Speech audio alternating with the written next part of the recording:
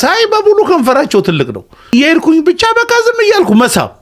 ስማ ከንፈር እንደ አፍሪካ የለም በአጠቃላይ ነገሩ እኛ ኢትዮጵያ እኮ ከንፈር ያለው ሰው ተነስተን ይሄ ሌንጮ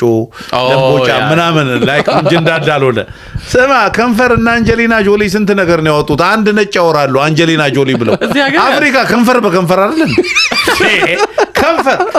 በቃ ይሄ ስመጥ እንደጀላት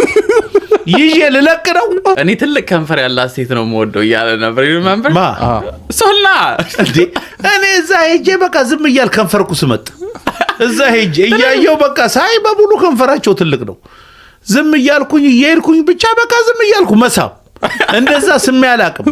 እነሱ ደግሞ ሪስፖንድ ያደርጋሉ እንዴት ደስ ይላል በቃ አለቀቁ ጉድ ነው እኮ ከስማም እንዴት ደስ ይላል በአጠቃላይ ማን አም ቴሊንግ ዩ ከንፈር ኢትስ ዲፈረንት ኢትዮጵያ እንዳልከው ልክ ለሌንጮ ነው እዚህ ሀገር ግን ኢንጀክሽን ምናምን ከንፈራቸው ያረጉ ማረጉት ነገር የለም እዛ እኮ በቃ ከንፈር የሌለው ሰው እኮ ጉድ ነው እና እኔ አንድ ጊዜ እህቴ ከንፈሯ ትልቅ ነው ገርማኝ እሷን ራሷ በልጅነቷ ያበሸቋት ሌምቦ ምናምን ነገር እያሉ አሜሪካን ሀገር ስትገባ ከንፈሯ ቆንጆ መሆኑን ያወቀችው ይዛኔ ነው ኢትዮጵያ እንትን እየተባለ አቤት የሷ ከንፈር ይላሉ ከዛ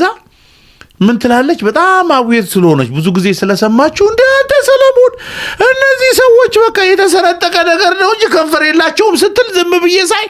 እውነቷን ነው ነጮቹ ከንፈር የላቸው የተሰረጠቀ ነው በጣም እኮ ኦብዘርቬሽን ልክ አይደለም ሲታይ